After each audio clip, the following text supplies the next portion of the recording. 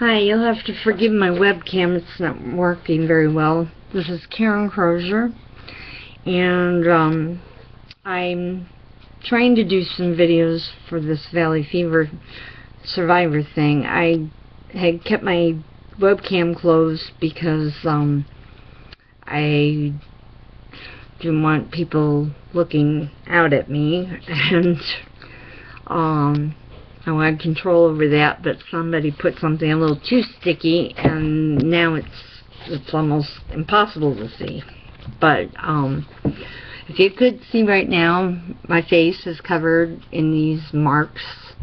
I've got them on my wrists and on my legs. I've got a few spots and stuff, but especially on my face. They're almost like acne, but they're not. And I've never ever had acne in my life, but they're like blistery and dried patches,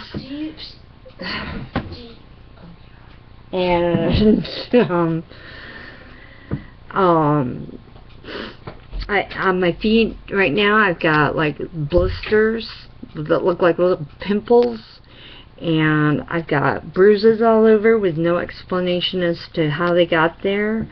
And I went through a lot of terror this week. I spent about, I don't know, they're telling me almost a week in bed, and that if I had stayed in bed one more day that they were going to have me hospitalized. But I fought that because of the fact that the last time I was put in the hospital here, I knew what it was. It was a valley fever relapse. I could tell.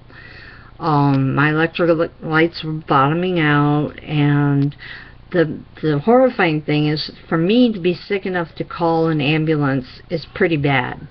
That's how bad it was when I first got valley fever in June of 2009, or I mean June 2003, and they told the guy who I was with that he should drive me to the hospital since we were so close. But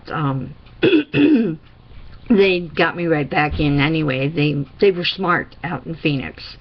Now I have the misfortune of living in Central Florida. I'm sure I'm the only person in Florida that's ever had valley fever. None of the doctors are familiar with it.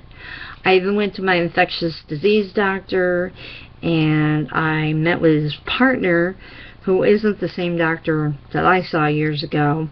I think I was his first patient, but she would not listen to me. I had my book, Valley Fever Epidemics, and she would not listen to me. I cannot have another instance where, like, this woman I was walking down the hall because I had gone by ambulance. They put me out in the waiting room. I had to use the restroom. It was the pain was so intense that I could not stand up and walk, and they caught me with a wheelchair. This woman wouldn't even give me anything for pain. She said I didn't have any. She would not contact any of my other doctors. So now I live in terror of anything going wrong and landing me in the hospital. I've already got enough problems with these hospitals here that I could sue them probably 8 or 9 times and win. But valley fever isn't something I'm going to play with, because I was pretty bad this week, and I'm really not doing that much better, but I don't want to go to the hospital. I'm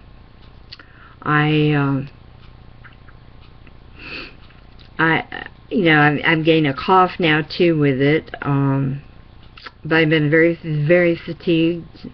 I haven't been able to think clearly. My vision's been bad. I'm in excruciating pain, especially my hips now, but all over. Fibromyalgia, everything. And even when I show these doctors my records from back in Phoenix, they won't even put down as a diagnosis coccidioid mycosis or even valley fever. They put down asthma or chronic obstructive pulmonary disease, and stupid things that aren't even accurate. So I don't know what to do. One of the doctors I thought was the most respected, he said, there's nothing we can do, Karen. I can't up your dosage on your ADD medicine. I said, well, I really need one more pill a day to get through the day. I said, couldn't you, like, petition the state of Florida with this research that this is a particular case where you have to give out this quantity? And he just got up and walked off. I got one doctor to promise me he would get the book and read it. Now, if he does, I'll be very surprised. If he doesn't, I won't be.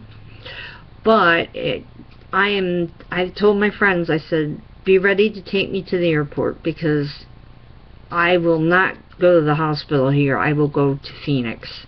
And while I'm there, I might as well get tested inside and out and get as much information as I can to bring back with me from doctors, addressed to these doctors, so that maybe I can get some treatment that I need. I don't know. Maybe even the doctors in Arizona can do something to help me here in Florida by contacting the Florida Department of Health or something, because there's just nothing for me here. There's no other condition like it. My oxygen level drops, but not all the time. There's no telling when it is and when it won't. I've tried to explain that to them. You know, they don't understand, and I can't explain it. And who am I to even explain it?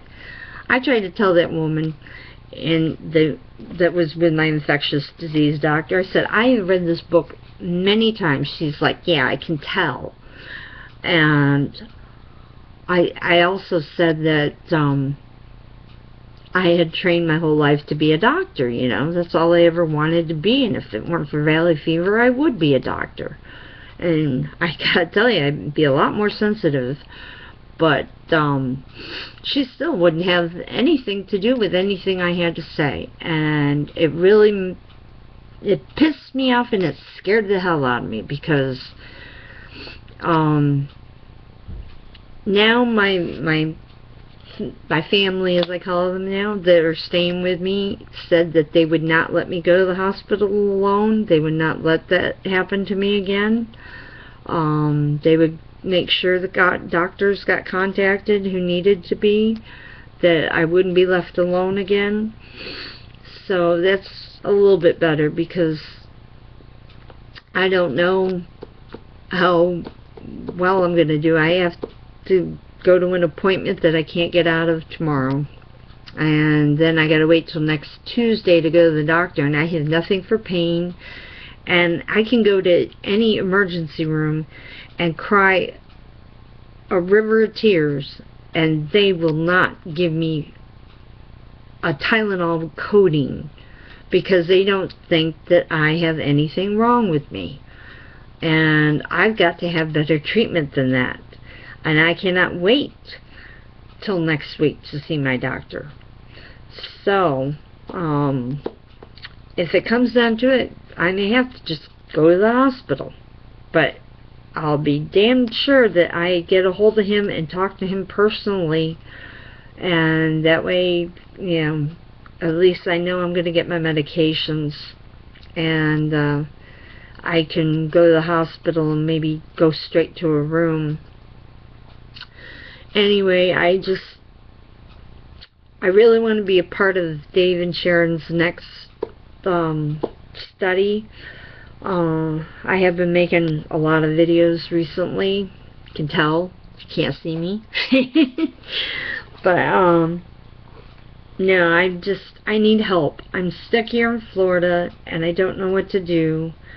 I haven't got a doctor on my side whatsoever, so anyway, I just figured I'd follow up, and I'll be letting you know what happens after my appointment tomorrow. And if I decide that I can't take the pain and the only other way to get it is off the streets, then I'm going to have to go in the hospital, but I'm first going to have to talk to my doctor, or I won't do it. Anyway, thank you very much. Bye-bye.